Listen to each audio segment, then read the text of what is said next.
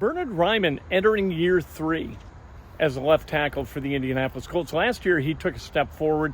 This year, if he can take another step forward as big as rookie year to sophomore year, he's going to have a hell of a year. One of the better left tackles in the NFL, playing next to one of the better left guards in the NFL, playing next to one of the better centers in the NFL. That side of the offensive line, if healthy, you got to feel good about it. And he's a good guy to talk to. He takes shots well, as he did from J.J. Stankovich, talking about the MAC, which you'll hear. I mean, you just approach the game in a whole different perspective. Like, the chemistry is different between you and the guys, but also like personally, like my wife and I really found our home in Indy, and like it makes such a difference to be able to come home to a place that you really feel comfortable in, and you know the area, you know people outside the building, and that just makes a huge impact on your mental as well. So I think that's probably the biggest difference, just how comfortable you get with the game, with the speed, and with the guys around you. So that comfort does go over to the field and how you are able to settle in. I guess you get the same guys.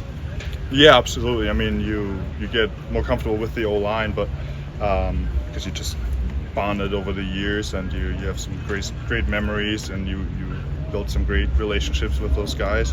But also you get used to more of the speed, and then we have great defensive linemen that we go up against every day. We're lucky to be able to compete against them every day, and but you do get used to it more and more, and then you can focus on yourself more, and in comparison to if you come in as a rookie and you're like, oh shit, this is like the quickest and strongest guy I've ever gone up against. So the Denver game, your first game, I mean, you had to think double shit. Right. I mean, it's always it's definitely a hard transition, and that first start is always something different, and yeah, you get more comfortable, you settle in, it makes it easier. How have you learned how to handle the positive, the negative, the outside commentary? Because coming from Austria, not really playing a lot of high school football, big time high school football, then going to the MAC where there's not as much media attention, handling all that as part of the position. Right. I mean, that's a big difference too. I mean, as you mentioned, you don't have that media coverage, but you still make mistakes. You made mistakes back then, and you make mistakes now. But now, every time you do make a mistake, that you got to pay for it. That mistake is getting taken advantage of. Those defensive linemen are too good to let them get a step ahead of you or something. So that's definitely stressful. But being able to rely on the guys, relying on your coach, and then also in your private life relying on a wife and friends outside the building as well makes the whole thing go, because if you can't keep your mental strong, the physical can't hold up out on the field. Is JJ in the doghouse now for taking a shot at the MAC? A little bit. I mean, that was pretty aggressive. Yeah. I chose not to ignore it, but a Tuesday night game in Mount Pleasant does get a little rowdy. Well, now, what's been your early impression, I guess, from an offense perspective, of Latu? I mean, he's a great guy. Meeting him in the locker room, he was just happy to be here.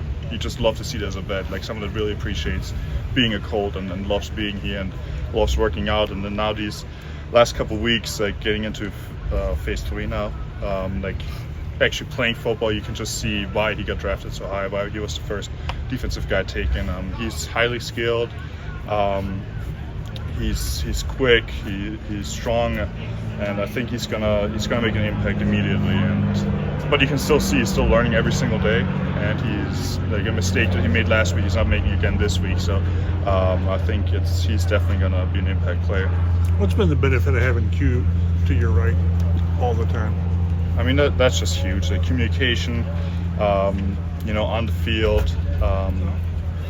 For me personally, it's huge because I'm next to him, but also his leadership as a whole for the entire offensive line.